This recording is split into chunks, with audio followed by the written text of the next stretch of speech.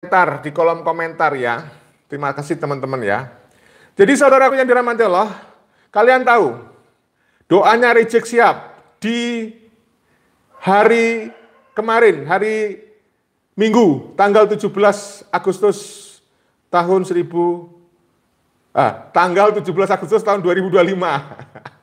Sorry.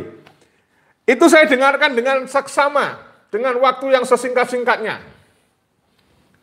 Kalau saya cermati ya, saya setuju dengan Dr. Ubaidillah Tamam. Doa Rizik Syihab itu bukan doa, itu adalah luapan emosi Rizik ya, karena kegoblokannya. Jadi paling tidak ada beberapa poin yang bisa saya sampaikan untuk menganalisis doanya Rizik Syihab. Ya, yang pertama, Rizik Syihab itu kurang bersyukur menurut saya hidup di Indonesia. Saya ulangi, Rizik Syihab kurang bersyukur hidup di Indonesia. Kenapa? Karena dia itu menganggap bahwa hidupnya di Indonesia itu dizolimi. Padahal hidupnya enak di Indonesia itu ya. Jadi yang pertama, ya saudaraku yang dirahmati Allah, keluh kesah Rizik itu ya. Rizik merasa selama hidup di Indonesia itu dia dizolimi. Aduh, harusnya bersyukur dia. Doa itu harusnya diawali dengan rasa bersyukur ya. Berterima kasih kepada Allah harusnya. Berterima kasih sudah hidup di Indonesia, sudah dihormati oleh muhibin yang tolol-tolol itu ya. Harusnya dia itu mengungkapkan rasa syukur. Kenapa? Kan sudah jelas ya, kalau kita itu bersyukur, maka Allah akan menambah nikmat, ya, akan menambah nikmatnya. Oleh karena itu berdoa itu ya harus diawali dengan rasa syukur. Begitu, Rizik tidak mau mensyukuri, malah merasa dizolimi di Indonesia. Padahal dia itu Rizik ini hidupnya enak dan nyaman di Indonesia ya, saudaraku yang dirahmati Allah. Nah, di dalam doanya Rizik Syihab kemarin tanggal 17 Agustus tahun 2025 dalam rangka HUT RI yang ke-80, selain Rizik itu menurut saya itu di dalam doanya kurang bersyukur, dia itu merasa paling benar sendiri. Kelompoknya lah yang merasa paling benar sendiri, paling mulia ya, paling bisa mengatur negeri, paling bisa menyejahterakan negeri. Ya, sistem yang dia bawa seolah-olah yang paling baik seperti itu. Itu yang kedua catatan saya. Ketika menganalisis isi doanya Rizik Syihab yang dia bacakan pada tanggal 17 Agustus tahun 2025 kemarin saat memperingati HUT Republik Indonesia yang ke-80. Jadi didengarkan oleh muhibin, katanya muhibin merinding dari mana? Nah, yang ketiga catatan saya ya, untuk menganalisis isi dari ceramahnya Rizik Syihab ya. Terima kasih yang sudah hadir ya. Nah, Rizik tidak ada terima kasihnya, baik pada Allah Subhanahu wa taala. Juga terutama harusnya ada kalimat terima kasih kepada para pejuang yang telah mendahului kita, yang sudah berjuang memerdekakan Republik Indonesia. Jadi Rizik itu tidak pernah berterima kasih kepada pahlawan-pahlawan kita yang sudah berjuang mempertaruhkan jiwa raga demi NKRI. Itu Rizik dalam doanya. Tapi bagi yang nggak ngerti, yang namanya muhibin bilang merinding gitu. Oke, saudaraku yang dirahmati Allah. Catatan saya yang ketiga terkait substansi ya, ruh atau doanya Rizik Syihab itu. Ya, selain tidak ada rasa terima kasih kepada bangsa ini ya, tidak ada rasa terima kasih kepada para pahlawan. Itu isinya kan jelek-jelekin bangsa kita, saudaraku ya. Yang keempat adalah dia itu merasa kelompoknya sendirilah yang akan masuk surga. Jadi saudaraku, Rizik itu merasa hanya kelompoknya sendirilah yang akan masuk surga. Karena apa? Yang berbeda dengan dia dianggap kafir. Kalian ingat Kang Deddy Mulyadi? Kang Deddy Mulyadi itu dikritik oleh si Rizik. Ya kafir, tidak masuk surga. Jadi Rizik itu selalu menganggap dirinya sendiri yang akan masuk surga dan kelompoknya yang percaya kepada Habib yang akan masuk surga. Jadi bagi Rizik dan komplotan imigran Yaman yang mengaku dirinya Habib dan mengaku keturunan Nabi itu, yang akan masuk surga adalah muhibin mereka. Goblok enggak? Ya goblok. Ya. Oke. Kemudian yang kelima ya, doa dari Rizik Syihab. Ya, jadi Rizik Syihab itu, saudaraku yang dirahmati Allah, sebenarnya menurut saya dia itu laporan saja kepada Allah, dia berkeluh kesah kepada Allah bahwa dia itu selama ini hidupnya terzolimi hidup di Indonesia. Padahal dia hidupnya enak, dimuliakan oleh para muhibin, ya kan? Kemudian yang selanjutnya yang keenam itu ya, kalau saya mencermati dari ceramahnya Rizik Syihab, ya jadi dia merasa tidak ada kelompok yang menurut dia itu baik selain dirinya. Tidak ada kelompok yang bisa mengenakkan dia di Indonesia ini. Padahal kelompok muhibin itu sangat mengenakkan dia. Hidupnya Rizik itu enak karena ada muhibin. Kalian tahu sendiri kasus di Pemalang kemarin, ketika geger di Pemalang, Rizik dilindungi oleh FPI, ya, dilindungi oleh FPI. Kurang enak apa? Kemudian dia itu didukung oleh FPI, dan FPI itu banyak orang pribumi, terutama golongan pemuda-pemuda yang tercuci otaknya, itu menjadi muhibin dan ikut Rizik, ya kan? Nah, begitu. Lalu dia itu mengungkapkan perasaannya bahwa ada suasana durjana di Indonesia. Suasana yang menghimpit hidup dia, yang menghimpit kelompoknya. Ya, saya bisa memahami ya. Kenapa? Karena Rizik Syihab itu beberapa kali masuk keluar penjara atau keluar masuk penjara, sehingga sampai sekarang merasa dirinya itu terzolimi. Suasana di Indonesia ini durjana. Dan saya merasa dia curhat karena merasa dizolimi itu ya karena organisasi yang dia dirikan yang namanya FPI itu dibubarin oleh Pak Jokowi. Itu juga yang menjadikan dia itu merasa hidup di Indonesia itu terzolimi, saudaraku yang dirahmati Allah. Ya, jadi kadang-kadang saya memahami ya bahwa Rizik itu terzolimi perasaannya. Tapi ya jangan sampai, Cik, kamu jangan sampai menganggap Indonesia ini masih sengsara gitu ya. Banyak orang bahagia, kamu sendiri juga enak hidupnya kok, ya. Saya nggak merasa hidup di Indonesia ini soronda. Saya merasa bahagia. Indonesia ini saya harus terima kasih kepada pemerintah, terima kasih kepada negara saya itu. Kenapa? Karena kami merasa hidup nyaman daripada di zaman penjajahan. Betul apa betul? Ya betul lah, seenak-enaknya di zaman penjajahan ya masih enak di zaman sekarang. Ya, masih enak di zaman sekarang, apalagi di zaman kolonial. Belanda, aduh soro. Apalagi di zaman pemerintahan militer Jepang, tambah soro. Ya, Jepang itu dulu mengeksploitasi sumber daya alam dan juga sumber daya manusia. Ya, kalau sekarang ada kasus, ya beberapa kasus, ya ada orang terzolimi, itu kasus, enggak, jumlahnya juga enggak banyak, itu kecil. Jadi kalau di zaman Jepang, kita itu benar-benar dieksploitasi. Dieksploitasi sumber daya alam dan manusianya. Sumber daya manusianya, kalau yang laki-laki disuruh romusa, kerja paksa. Lalu yang perempuan itu, terutama yang cantik-cantik, itu disuruh menjadi Jogun Ianfu. Waduh, Jogun Ianfu itu apa sih? Tahu nggak kamu Jogun Ianfu? Waduh, nggak enak sebenarnya dijelasin. Tapi yang jelas Jogun Ianfu itu perempuan-perempuan kita ya, yang cantik-cantik terutama, tapi semuanya cantik lah. Perempuan itu semuanya cantik. Laki-laki semuanya ganteng kayak saya nih.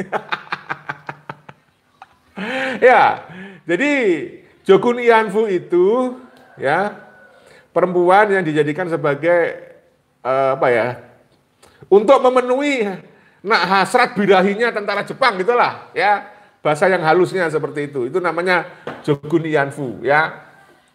Oke. Nah, saudaraku yang dirahmati Allah, berikutnya isi dari doanya Rizik Syihab. Nanti saya perdengarkan, jangan khawatir, cuplikannya saja tapi. Jadi isi dari ceramahnya Rizik Syihab itu, intinya itu ya, dia kurang bersyukur hidup di Indonesia, tidak ada rasa terima kasihnya, tidak ada rasa empati kepada para pejuang kita yang sudah berkorban jiwa raganya untuk memerdekakan Indonesia. Harusnya si Rizik itu terima kasih gitu. Ada kalimat, kami berterima kasih. Jek, kamu harusnya ngomong gini, Jek, dalam doamu itu. Ya Allah, saya bersyukur, terima kasih kepada para pejuang yang sudah memberikan jiwa raganya, pengorbanannya untuk berjuang mengusir penjajah Belanda demi kemerdekaan NKRI. Begitu, Jek, harusnya. Mana ada rasa terima kasihmu? Apa karena kamu merasa keturunan Nabi? Lalu para pejuang dulu adalah orang pribumi, bukan keturunan Nabi. Sehingga kamu nggak pantas berterima kasih kepada para pejuang. Hah? Lalu yang berikutnya, Rizik Syihab itu juga nggak ada rasa terima kasih kepada pemerintah, kepada negara kita. Isinya cuma ngeritik saja. Ya, apa sumbangsih dan kontribusinya? Nggak ada Rizik Syihab itu. Bahkan kalau kalian lihat jejak digital dari konten-konten ceramah para Habib, dia sudah membelokkan sejarah bangsa Indonesia. Banyak sekali itu. Bagaimana ceramahnya Habib ya yang membelokkan sejarah Indonesia. Katanya tuh dia yang paling membuat saya itu miris itu ya. Pengen namper aja, pengen namper mulutin, cangkeme. Masa dia ngomong bahwa Indonesia tidak akan merdeka katanya kalau tidak ada Habib. Apa enggak kurang ajar doktrin seperti itu? Banyak ya ceritanya seperti itu. Para kabib-kabib itu kalau ceramahnya benar-benar kurang ajar, membelokkan sejarah. Nah, ini bukti mereka itu kurang terima kasih kepada para pejuang dan juga kepada Indonesia. Ya malah saya katakan dengan tegas, kalau misalnya di Indonesia itu tidak ada Habib, maka Indonesia itu akan lebih cepat merdeka. Serius. Indonesia akan lebih cepat merdeka kalau tidak ada Habib. Justru karena ada Habib itulah Indonesia dijadikan sebagai sapi perah. Karena Habib-Habib itu mendukung Belanda. Jadi Habib datang di Indonesia ini, Ba'alwi ya, bukan Ba'alawi, Ba'alwi. Jadi Ba'alwi itu datang di Indonesia, itu kan memang mencari duit, mencari penghasilan, ya, mencari kehidupan agar lebih baik. Makanya mereka datang ke Indonesia di zaman kolonial itu untuk bekerja, ya, untuk bekerja kepada pemerintah Belanda, seperti itu. Bukannya dia berjuang untuk membela NKRI, bukan. Dia bekerja, cari duit, berjuang untuk dirinya, menjadi semacam tenaga kerja asing lah ya. Kalau sekarang ya TKW untuk perempuan, TKI untuk laki-laki yang datang ke luar negeri. Sama, mereka itu hidupnya di Yaman, ya, Habib-Habib keturunan imigran Yaman itu, nenek moyang mereka itu hidupnya susah, marginal. Di Yaman itu marginal. Susah secara ekonomi, secara politik.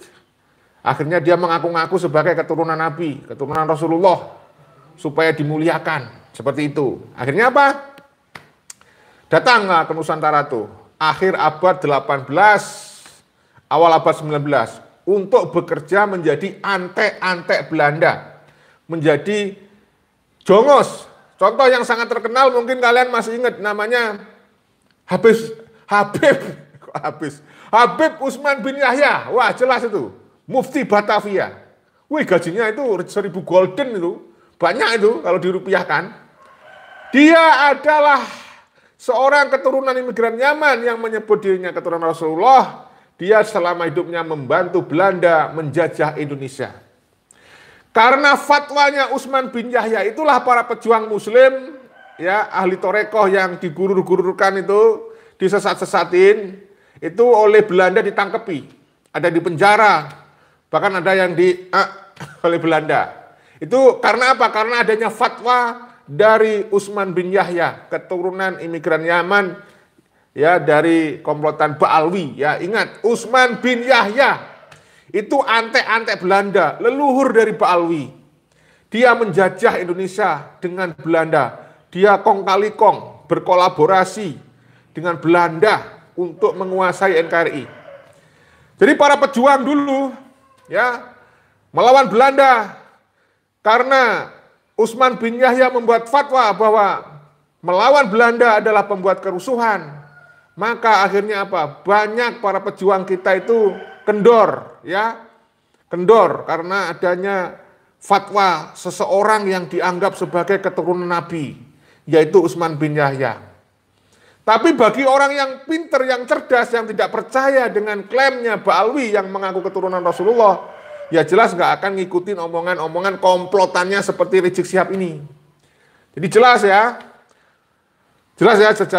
sejarahnya Rizik ini bukan keturunan Rasulullah. Makanya kalau di dalam doanya kemarin, tanggal 17 Agustus tahun 2025 dalam rangka memperingati HUT, Hari Ulang Tahun. Nah, yang ke-80 Republik Indonesia, tidak ada rasa terima kasihnya dia kepada pahlawan, karena dia merasa pahlawan kita itu bukan keturunan Nabi.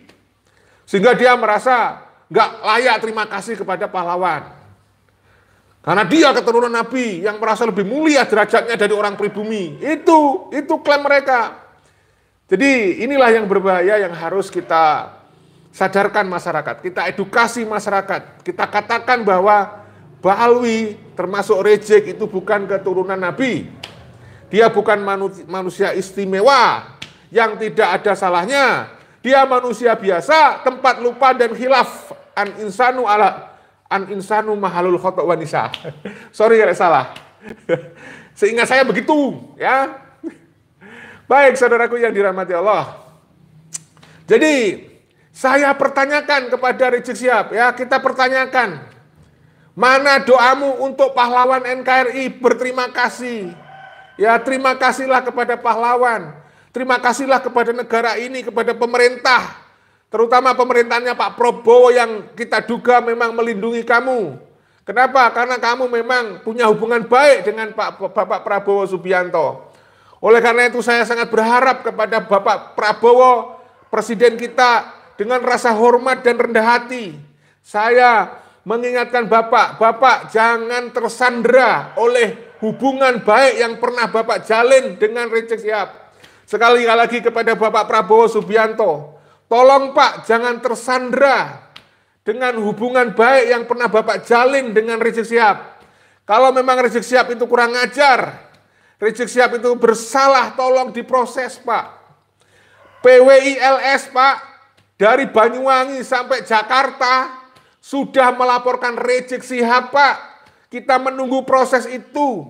Seandainya Bapak dulu memerintahkan kepada aparat untuk mengamankan Rizik, setelah dilaporkan oleh PWILS Banyuwangi, kemudian Banyumas sampai Jakarta, lalu Rizik itu diamankan, maka Pemalang tidak akan terjadi insiden, tidak akan ada perkelahian di Pemalang Pak. Sayang sekali, Rizik tetap panjenengan biarkan untuk berkeliaran, padahal Rizik sudah dilaporkan oleh banyak tokoh PWILS ya ada di Banyuwangi sampai Jakarta ya. Oleh karena itu Bapak mohon jangan tersandera dengan hubungan baik yang pernah Bapak jalin dengan Rizik Syihab. Itu ya. Dan Rizik Syihab, kamu tolonglah momentum memperingati hari ulang tahun Republik Indonesia yang ke-80 ini. Jangan kau ulangi lagi ceramah-ceramahmu yang provokatif. Ya. Jangan kau ulangi lagi kau nantang-nantang perang pada bangsa kita. Jangan kau tantang-tantang perang kepada PWLS. Jangan kau tantang-tantang perang pada Deddy Mulyadi. Jangan kau gampang kafir-kafirkan orang lain. Jangan kau merasa paling mulia di Nusantara. Jangan ada arogansi dan kesombongan lagi. Tolong kontemplasi, refleksi, introspeksi. Hai Rizik Syihab. Ya. Dan didiklah pengikutmu, edukasi pengikutmu agar menjaga perdamaian, kedamaian. Jangan enak-enaknya kau karena nggak sepaham dengan kamu, toko-toko, kamu main hakim sendiri karena menjual barang-barang yang kau tak suka, ya. Begitu saudaraku yang dirahmati Allah. Rizik Syihab, mohon sadar kamu. Jadikan momentum 17 Agustus ini untuk bertaubat kau, ya. Soplak kau doamu. Harusnya doamu ada beberapa poin penting yang tidak boleh kau hilangkan. Apa? Yang pertama, bersyukur kepada Allah. Kau telah hidup di Nusantara, di Indonesia, dilindungi oleh NKRI, dikasih kehidupan yang nyaman, bahkan punya muhibin yang setia. Yang kedua, harusnya kamu terima kasih ya kepada para pahlawan. Terima kasih kepada pemerintah, bukannya malah jelek-jelekin. Kau untung kau hidup di zamannya sekarang ini, nggak ada lagi pemimpin yang seperti Pak Jokowi. Saya berharap ada pemimpin yang keberaniannya seperti Pak Jokowi. Bubarin itu FPI baru, persaudaraan Islam. Itu omong kosong saja itu. Front persaudaraan Islam itu omong kosong, klaim sepihak, menganggap sebagai persaudaraan Islam. Tapi apa?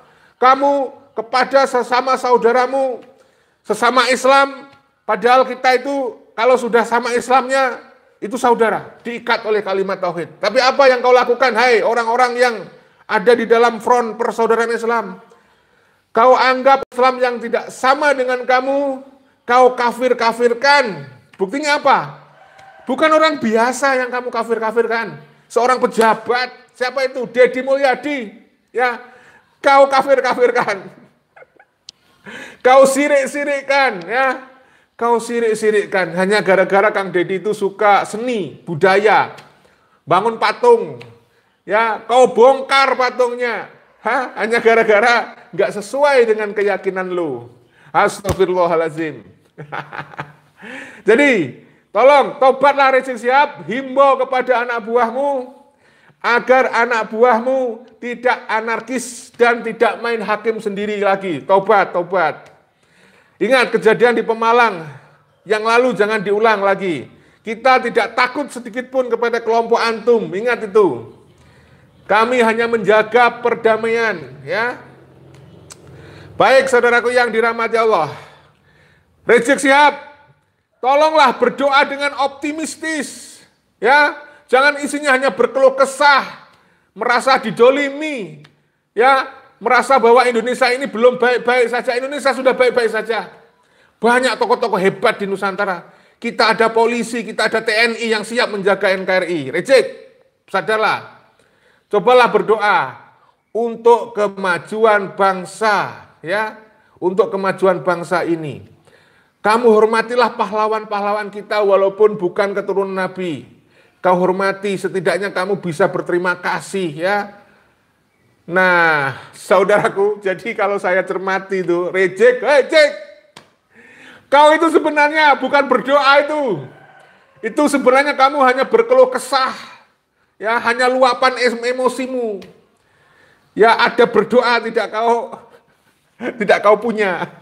Saya jadi ingat dulu itu. Ya, ini masih mending. Doa Rizik Syihab pada saat kemarin tanggal 17 ya. Iya benar, sorry. 17 Agustus itu masih mending. Ada yang dulu doanya sangat kurang ajar itu, yang mendoakan apa itu?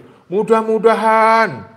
Ya itu ya, nggak usah saya ulang aja lah, nggak mau. Oke saudaraku, saya akan sampaikan cuplikan dari doanya Rizik Syihab. Yo, coba dengar baik-baik ya, dengar ya. Ini cuplikan doa dari Rizik Syihab. Waduh, ngeri. Ini merinding katanya, merinding. Dengarin. Dengar. Limpahkanlah kesempurnaan kemerdekaan ini kepada kami, ya Allah. Ya Allah, karena kurangnya rasa bersyukur kami kepada Engkau. Ya, jelas. atas nikmat kemerdekaan ini ya Allah. Ya. Akhirnya. Jadi Rejek mengaku sendiri. Ya, dia kurang bersyukur. Akhirnya dikasih. Saya sangat bersyukur. Saya mensyukuri kemerdekaan ini, Jack. Ya, kamu yang kurang bersyukur, bukan saya. Ya, saudaraku dengar sendiri tadi. Rejek sendirilah yang kurang bersyukur dan komplotannya dengan kemerdekaan kita. Saya sangat bersyukur. Saya ulangi nih, Rejek ngaku sendiri kurang bersyukur. Makanya saya bilang, Rejek kurang bersyukur.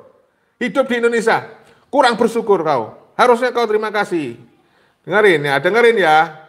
Nih, Rejek kurang bersyukur. Nah. Ya Allah, limpahkanlah kesempurnaan kemerdekaan ini kepada kami, ya Allah. Ya Allah, karena kurangnya rasa bersyukur kami kepada Engkau, ya Allah. Nah, dia mengatakan, ya Allah, karena kurangnya bersyukur kami kepada Engkau. Kamu yang kurang bersyukur dan komplotanmu, sehingga kamu mengatakan kami kurang bersyukur. Makanya tolong ini semua ya harusnya punya rasa syukur. Bersyukurlah sebesar-besarnya rasa syukur. Ya, karena apa? Kalau kamu berterima kasih, bersyukur, maka kamu akan ditambah nikmatnya oleh Allah. Itu, makanya saya sangat bahagia. Saya bersyukur hidup di Nusantara. Saya sangat bersyukur hidup di NKRI. Saya bersyukur dengan adanya kemerdekaan yang sudah diperjuangkan oleh para pejuang 350 tahun menurut Bung Karno. Itu waktu yang sangat lama. Maka ketika tanggal 17 Agustus kita bisa merdeka, kita wajib mensyukuri, kita harus bersyukur. Maka doanya harusnya doanya itu begini. Ya Allah, kami sangat berterima kasih ya Allah. Kami sangat bersyukur Kau berikan kemerdekaan untuk bangsa ini. Kami sangat bersyukur hidup di Nusantara. Kami sangat bersyukur bisa hidup enak di Indonesia. Kami berkecukupan. Ya, kalau toh ada kekurangan, mohon ya Allah, dengan rasa syukur kami, Kau tambah nikmat yang Kau berikan. Harusnya begitu, Jack. Ya, bukan malah kamu berkeluh kesah, ya kan? Dasar si Rejek. Gitu katanya si Muhyiddin. Muhyiddin yang ngomong, merinding mendengarkan doa Rejek Sihab. Merinding bagaimana? Aduh, kita lanjutkan cuplikannya ya. Cuplikannya doa Rejek Sihab. Mudah-mudahan kalian memahami maksud saya. Ya, dia itu mengatakan orang yang paling Islami, keturunan Rasulullah. Ya, ada berdoa aja nggak bener ya. Ya Allah. Oke, kita sorry ya, saya terbawa suasana ya. Oke, kita lanjut. Ini doanya Rizik Sihab. Ya Allah, limpahkanlah kesempurnaan kemerdekaan ini kepada kami, ya Allah. Ya Allah, karena kurangnya rasa bersyukur kami kepada Engkau, ya Allah, atas nikmat kemerdekaan ini, ya Allah. Akhirnya kami kini terpuruk, ya Allah. Terpuruk. Nah, tuh jelas ya. Dia merasa terpuruk. Dia yang terpuruk, bukan saya. Ya, saudaraku yang dirahmati Allah, ingat, kamu hidup di Indonesia tidak terpuruk. Ya, Rejek saja yang kurang bersyukur, jadi dia merasa terpuruk. Ya, sadari itu, sadari saudaraku. Ya kan? Ya, begitu. Oke? Ya Allah, astagfirullahaladzim. Kita lanjut. Dalam ekonomi, pendidikan, politik, kesehatan, hampir. Dia merasa terpuruk dalam kehidupan ekonomi, politik, kesehatan, hampir semua katanya. Di Indonesia terpuruk. Goblok kamu, Jack. Astagfirullahaladzim. Saya merasa pendidikan di Indonesia ini sudah luar biasa. Banyak program-program yang pro rakyat. Ada kuliah gratis. Ada bantuan untuk siswa kurang mampu. Bangsa kita sekarang itu gampang sekolah. Ya, saya tidak sombong. Saya bukan orang berada. Tapi saya bisa sekolah tinggi. Gak usah saya pamerkan sampai mana saya sekolah. Ya, itu satu hal. Anak saya, dua-duanya anak saya sekarang sudah menempuh perguruan tinggi dengan biaya yang murah. Murah saya bersyukur, ya. Kau ojek, kau bilang ekonomi kita terpuruk. Enggak, kamu masih bisa makan. Masih banyak orang lebih baik hidupnya daripada zaman Jepang. Daripada zaman Belanda, ya.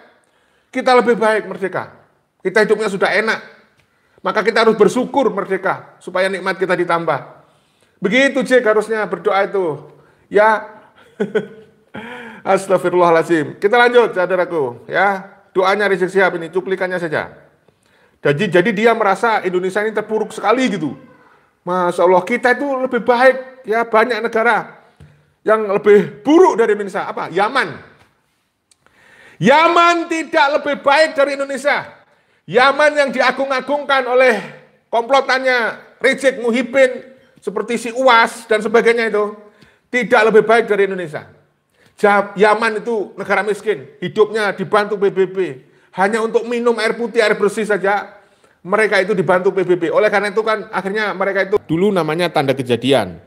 Tapi karena Tanda Kejadian sudah mau dihapus, sehingga sekarang sudah nggak bisa lagi mengupload maupun digunakan untuk live ya. Oleh karena itu teman-teman mohon dibantu cari di pencarian YouTube channel Demen Ngelencer ya, lalu ditekan subscribe, like, dan tanda lonceng. Salam persaudaraan, salam Pancasila Jaya, salam NKRI harga mati, salam Bhinneka Tunggal Ika. Wassalamualaikum warahmatullahi wabarakatuh. Merdeka, merdeka, merdeka.